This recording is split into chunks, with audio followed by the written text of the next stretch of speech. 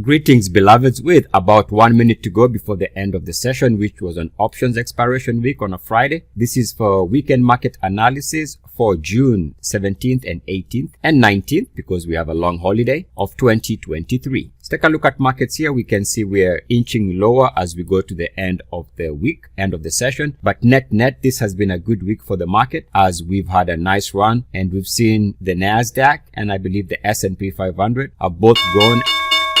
There's the bell. Are both gone and recorded fresh all-time, not fresh all-time highs, but 52-week highs. So a shallow pullback this Friday, and we can see, we take a look at the cryptos, they are higher for the day, as we can see here. the Ethereum and Bitcoin trading up about 3-4%. For the week, we can see most of the markets are higher, anywhere from 1 to 3%. The NASDAQ up about 3.4%, and we can see Ethereum currently down about 2% for the week. Let's take a look at the charts. We're going to be taking a look at a variety of US market indices. We'll be taking a look at some world markets, and we'll also take a look at the NIFTY and gold, crude oil, and also Bitcoin. So let's begin here with the NASDAQ weekly. Now, if you've been following me, especially subscribers to my service, can see that I've been talking about this breakout here over a period of many weeks. And once we cleared that area and went into fresh 2023 highs, we can see the market has really had a good push. Right now, we're seeing the NASDAQ trading at 52-week, a fresh 52-week closing high. And more importantly, as far as my work is concerned, we can see the market is now pushing and holding the NASDAQ above 69.1 on its weekly. And because of the strength above 69.1,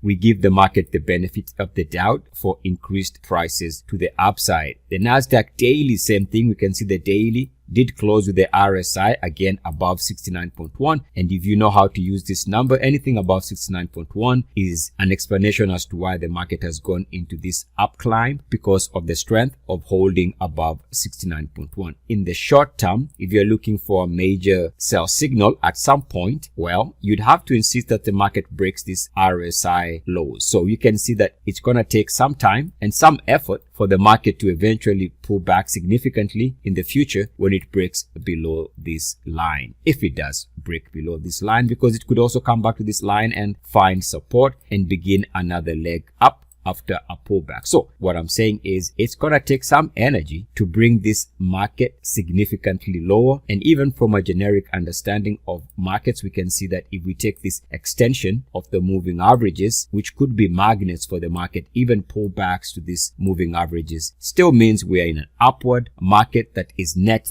sideways to higher, with pullbacks along the way. Now, I should point out, if you're new to my analysis, we never turned bearish here. We never turned bearish here, and we never turned bearish here. And the reason is the charts were not looking bad, in my opinion. So this movement of the lows of early 2023 is not a surprise. But what I can say is a surprise is how fast we've gone from 52-week lows, or attempting 52-week lows here in December, to 52-week highs by June. So 6 months turnaround. That has been a surprise. But the market being higher is definitely not a surprise. And you can go back and check any of my videos over the last year, and you can see we never really turned bearish. There was no reason to. The Dow daily giving us a reason for some pause. This is the daily for the Dow. You can see where the RSI on the daily is giving us, as we go into the long weekend, this double top here. So that sets the stage for a pullback in the new week, with the understanding, so a pullback in the new week with the understanding that we might get prices drifting lower here. But also remember, with the strength of the other markets we're going to discuss here, if we clear this topside line of the RSI, that means that the Dow also should be seeking to make a fresh 52-week high. It came close, but did not record a fresh 52-week intraday high, but it's getting ever so close. So again, on the Dow daily, the line I would be watching into the new week is it needs to clear this line if it's going to go higher. Otherwise, we can say that as we end the week here, it's already giving us signs of a pullback based on this double top on a simple RSI topside line. Remember, the last time we stalled around here, if I can go a little bit more in detail here, you go back to this break and just draw it a search. You can see we've been using this line to gauge where we're going to see a pullback. We had a resistance here. We had a multi-day pullback, couple resistance area here for these tops, actually even this one here. So we can see that now we're showing a double top, which can be a place to take profits in the short term. Is the market broken? No.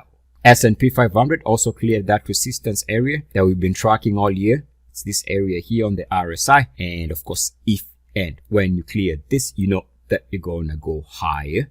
And now we are approaching that RSI 69.1. So again, if we can retake 69.1 on the weekly for the SPX, expect the market to have another push to the upside. Now, we are not just always blind to this market. Of course, we also have to keep our eyes open. And I'll show you a chart that is something to watch in the coming months. And it is the NASDAQ.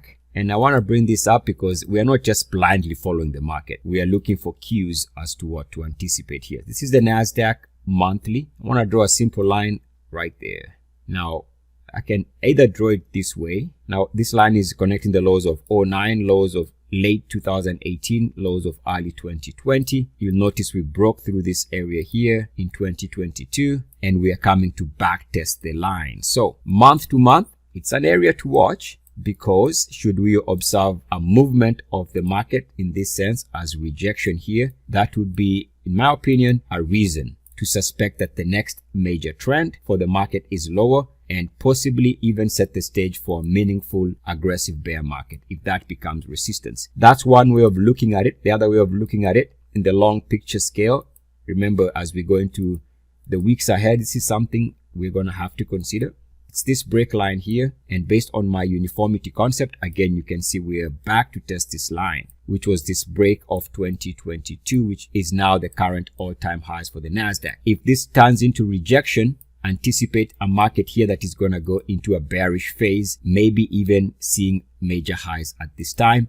In other words, if we're going to go higher, we need to take the area above this line and above the previous backtest line, which I can draw in a different color here. So we need to be above these two lines if the long-term picture of the market is to continue with the market recovering and testing the all-time highs of late 2021. Because we never turned bearish at any point throughout the process over the last year or so, we've been able to capture some of these breakouts. We can see, I talked about this stock the other day, SYM, and we can see highlighted in green here are areas where I sent out breakout alerts to paid clients. So this stock has done exceptionally well, and you can see here it is mentioned right here again on my paid website, which is a service, a breakout service I've been providing for 20 straight years, full time. So this is where this stock is mentioned, SYM.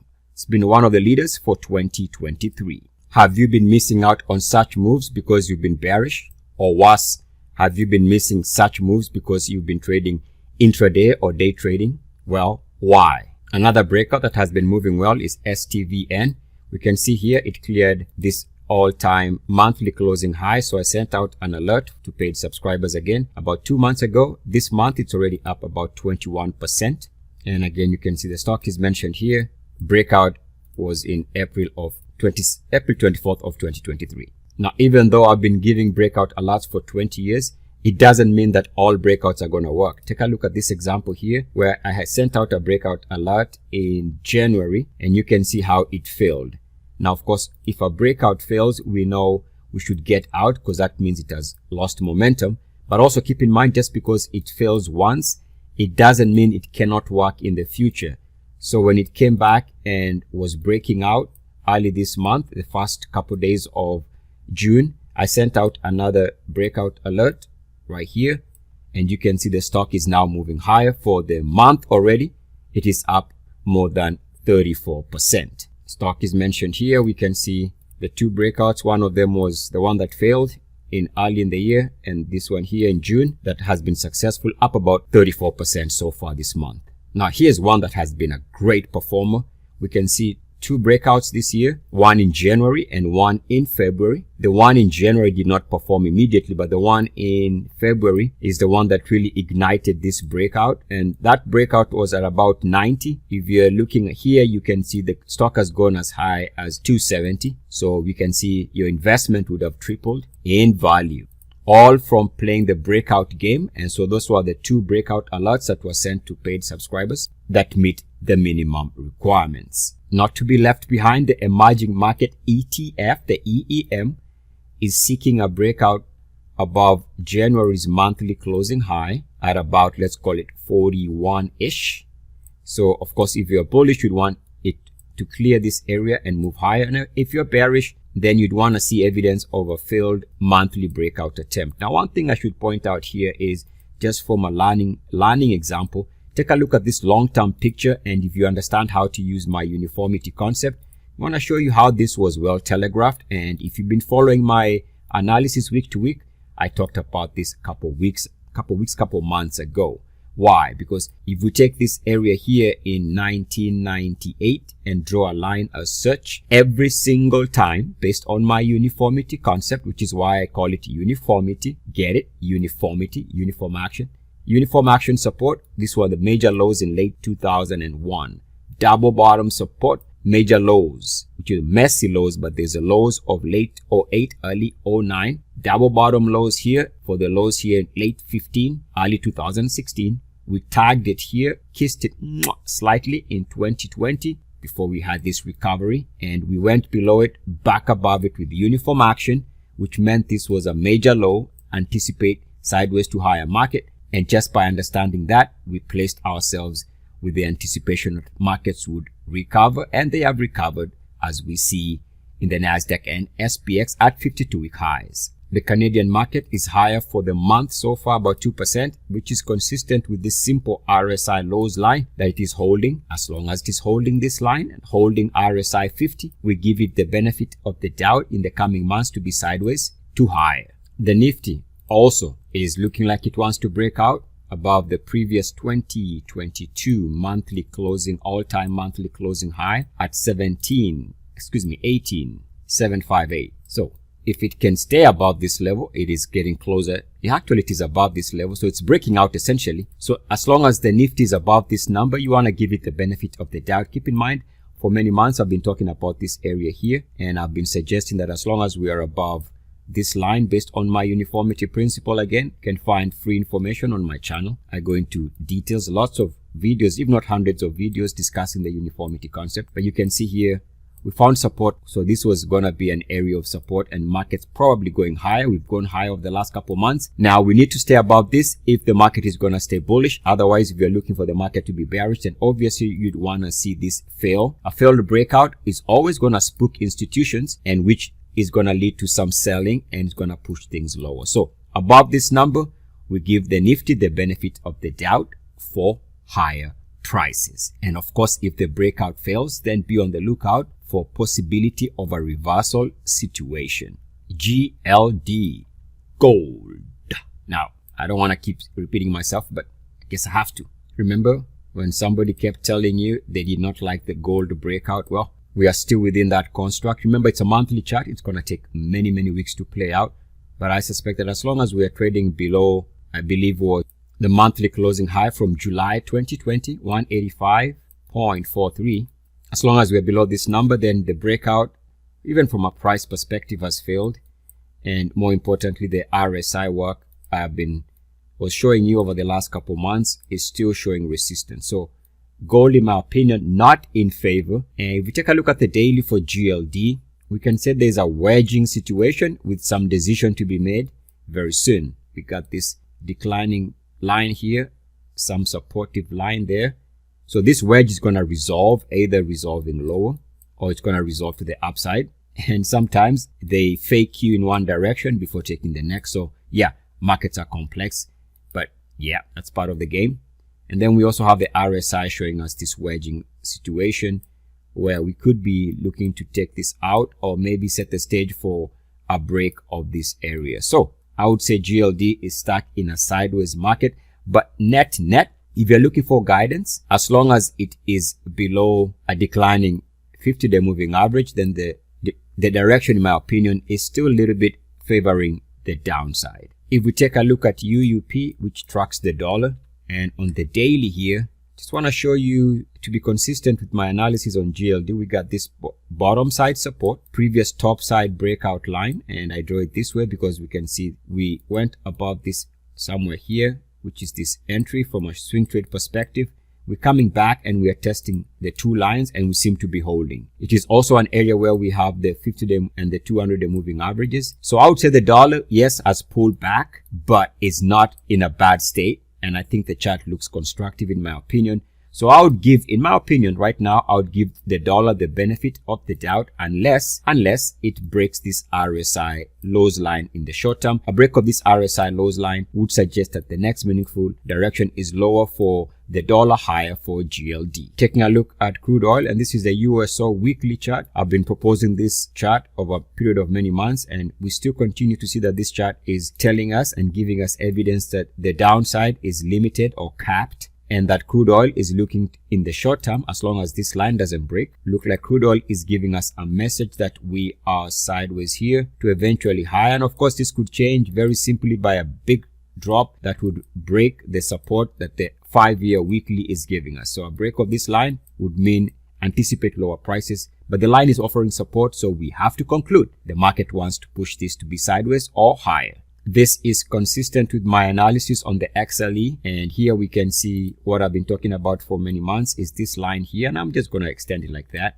And based on my RSI work, we see this breakout here, multi-year breakout right there, becomes support for the lows right there, and now we are back to test it here. So as long as we are holding above the blue line, I give the XLE and the energy space room to be sideways or higher, with the understanding that when we break this line, anticipate there to be a down market. But since we are positive for the month we are holding, then we have to give the energy space the anticipation or the expectation that it's going to be going higher in the weeks and months ahead. Now, you'll notice right now it is trading exactly around the intersection of the 200-day and the 50-day moving average. So looks like a very indecisive market.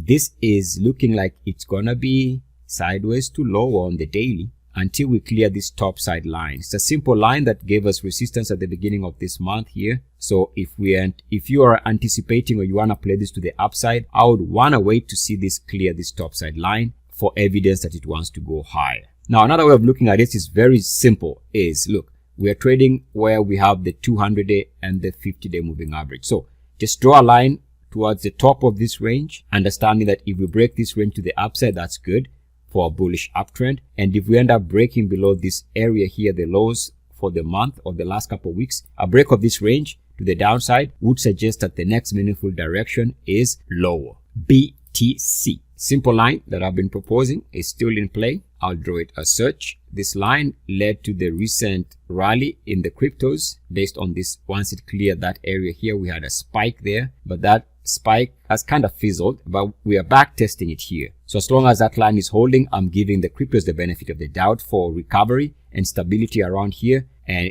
seeking of higher prices as long as that line holds. On the daily for BTC, again, we can see here another wedging situation. You got these bottom side lows here, which we tagged this week, and we are bouncing off those lines. And now we are contending with the top side of this line. Now, I would say net to net, we can see here we held the 50-day moving, the 200-day moving average, and we are holding the 200-day moving average again. So it's not the best market because, as you can see here, there's a little bit of a confusion. We have a declining 50-day, slightly upward trending 200-day moving average. So lots of indecision, and you can see this is confirmed by the wedging pattern here of the daily RSI. Ultimately, you want to see movement above that line if you're bullish, and clearing and moving above the 50-day moving average if you're bullish. On the daily, if you're bearish, you want to see this wedge eventually resolve to the downside, and you want to see Bitcoin stay below the 200-day moving average. Excuse me. Yes, you'd want it to stay below the 200-day moving average if you are looking for Bitcoin to reverse and stay down. Personally, I'm leaning to BTC based on the weekly to hold this area and eventually build to the upside. This would be consistent with the general US and world markets. On the monthly closing high from April is a level I would be watching, because if it can clear the monthly closing high from April at about 20, depending on your exchange, it's going to be 29,345-ish. So let's say about 29,300 and change, which is the recent 2023 monthly closing high. If it can clear that monthly closing high, I would anticipate that this would lead to a good energy boost, and you'd see more institutions and market players pushing the cryptos to the upside. That concludes this weekend's market analysis video. I offer you blessings of love, peace, joy, and abundance.